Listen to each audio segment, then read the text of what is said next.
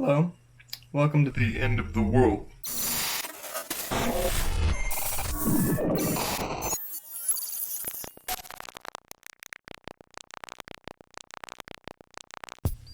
We now have murder hornets, gypsy moths, and a plague outbreak. Well, the plague outbreak is spreading across the world. The gypsy moths and the murder hornets are just new to the country, that country being the US. But the Covid-19 outbreak seems to have two sides and then a perceived reality. So the two sides are people who think this is for the government to control us. And then the other side is people who think this is for the world powers to control population. The one I'm mainly seeing in the US is a lot of people think that the government is doing this to control us and keep us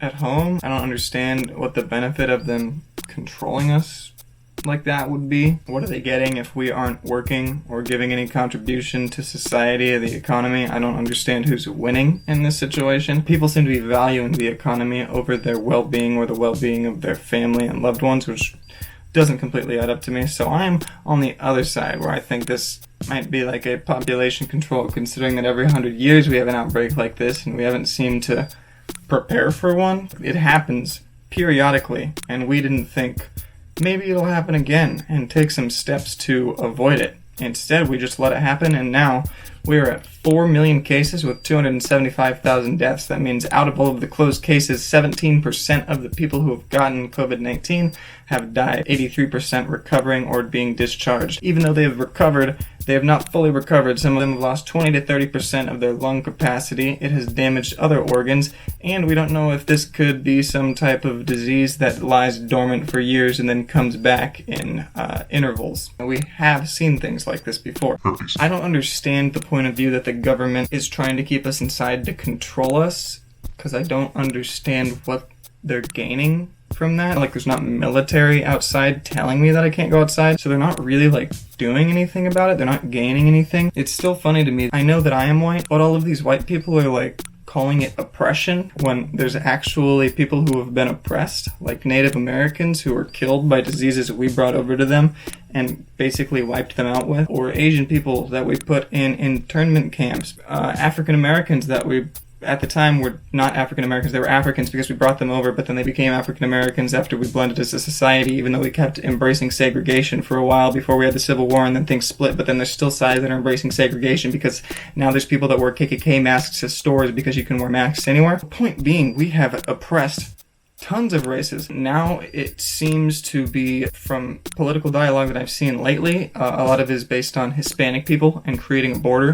to prevent rapists and murderers from coming over, even though white people do that plenty. So I don't understand that dialogue. You're a piece of shit. What's really frustrating is all these people that I see online or on social media saying that this is like oppression, and they're marching in the streets. Do you know what they're marching for? Haircuts. To go to Chili's because they can't watch sports. That's not oppression. Oppression is usually towards maybe a specific group of some sort. It's everyone in the country. It's not like they're telling some people, hey, you can go do this, or you can go do this.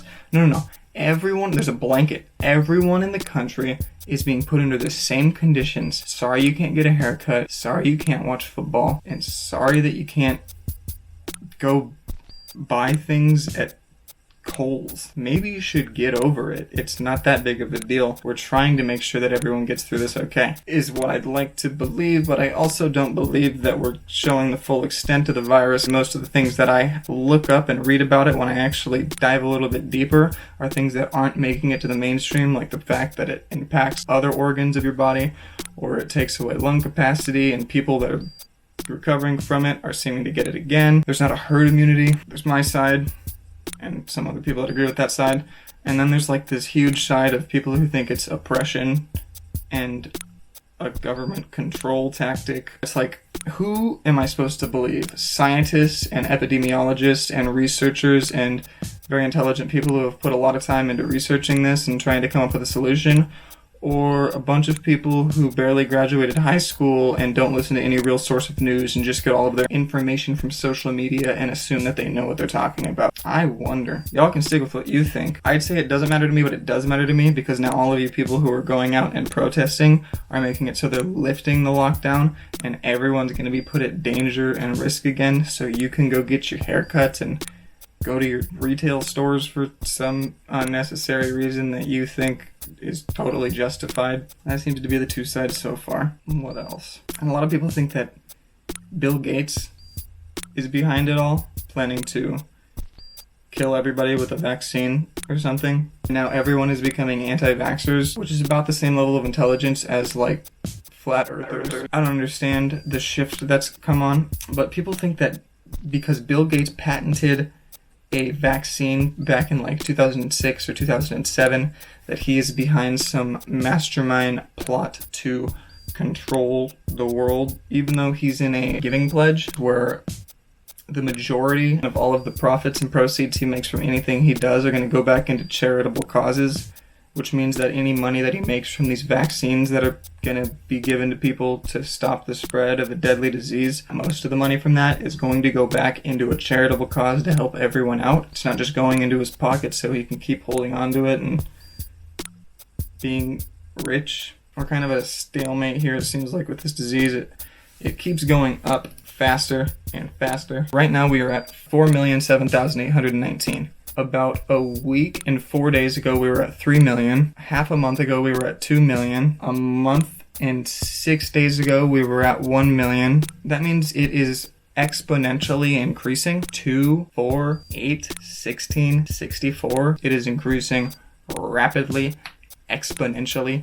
I don't believe it's going to help anything to open up everything back to normal and enforce social distancing, because the whole reason people are protesting is because they don't believe in social distancing and they don't believe in wearing the masks, and some of them don't even believe that COVID-19 is a real thing, which is almost like a Holocaust denier. There are people who have died from it, well-known people who have died from it, people in my family who have had it, and yet there are some people saying that it is not even real, and I don't know what kind of terms you've come to justify a claim as such. Maybe people should have to go back to high school if they believe things like that. I'm seeing some awful questions about this, like, if masks are effective, then why can't stores be open?